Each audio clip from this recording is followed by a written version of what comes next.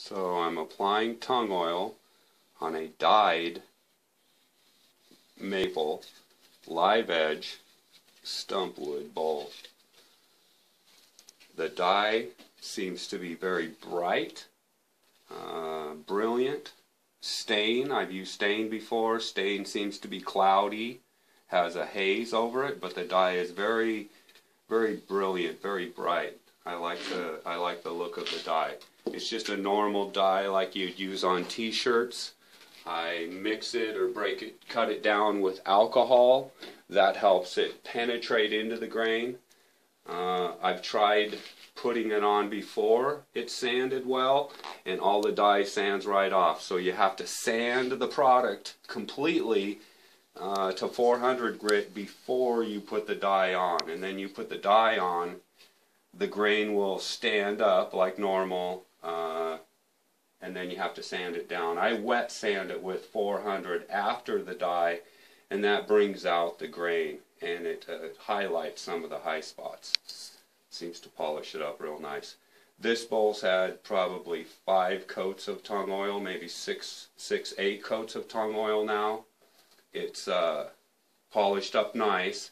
Some of the tung oil finishes on, like this bowl here, it's dyed with multiple colors. I used red after I mixed the green and the blue. And what happened is it ended up being a little thick, a little cloudy. So when it gets thick and starts to cloud up and you don't get a sharp or a brilliant or a bright finish, then I'll wet sand it with like a 1500 wet sand, and it polishes it back up and it makes it pop again. And it takes a few more coats of the oil to make it glossy, because the more you sand, the more you take off. But you do have to polish it up, get it smooth, take off some of the thick, cloudy layers to get the more brilliant or the bright shine that you're looking for. The maple stumps that I've been cutting the bowls out of, we have a number of stumps in the backyard. I just cut like a big block at first. Then I'll take the corners off with the chainsaw, make it easier to turn on the lathe. This piece is a piece of the stump wood that had a burley or bird's eye knots on it, and I've left the live edge that's just under the bark, and that'll be the top of the bowl.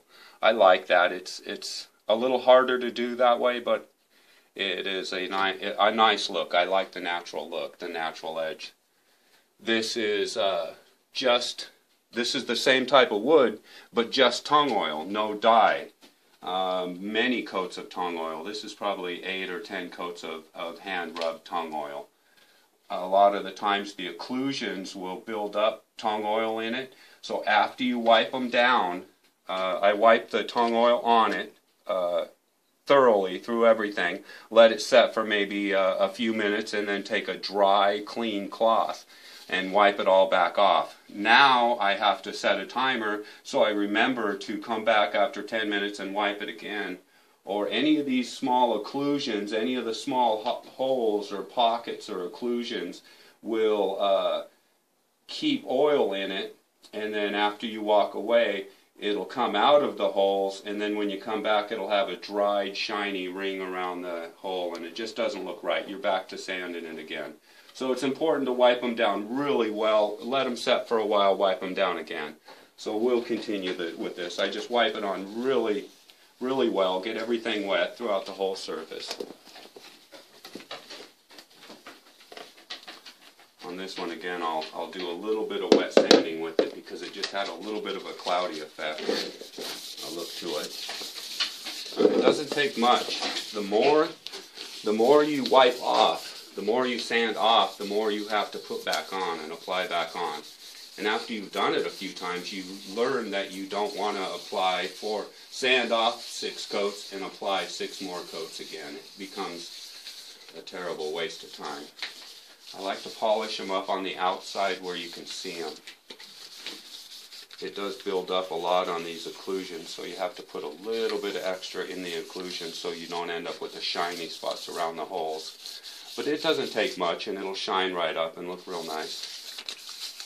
Try to get every place. Even though the bottom doesn't seem important, people seem to pick them up and look at the bottom all the time, every time. So it's as important as any place, I guess. So, simple as that for applying it. Be careful about your rag. You don't want to get that tung oil all over everything. You do it in a controlled area, and then you can throw it out. I put it outside where it's wet. I can't let this stuff burn. It can burn. Let it set for a minute, and then you get a clean cloth and wipe it off.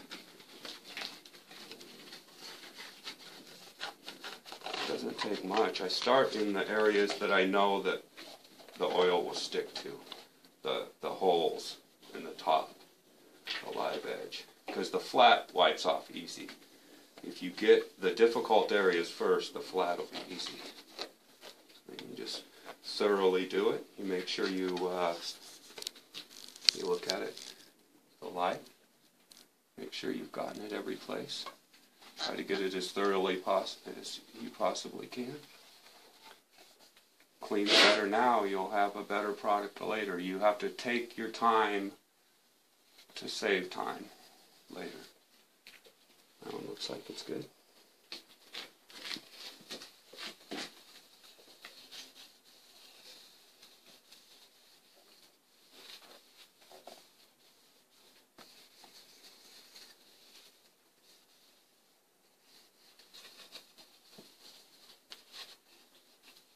This one looks like it's good. Oh, check it out. It's not thick in any place. It's beautiful wood. I love it. Okay. There you go. Another application of tung oil. It's plain, simple. It's not difficult. You just got to make sure you get it thoroughly with a clean, nice, lint-free rag. I put them on their top because when I put them on the bottom, it'll make smear marks on the bottom. So I let them dry on the top like that. 6 hours or so if you're at reasonable humidity and temp. And it'll be ready to, won't make any smudges in it. 24 hours and you can use it. I don't use them for food, I use them for display. And that's it. So, hope you have learned something. I know I did playing with the dyes. Have fun.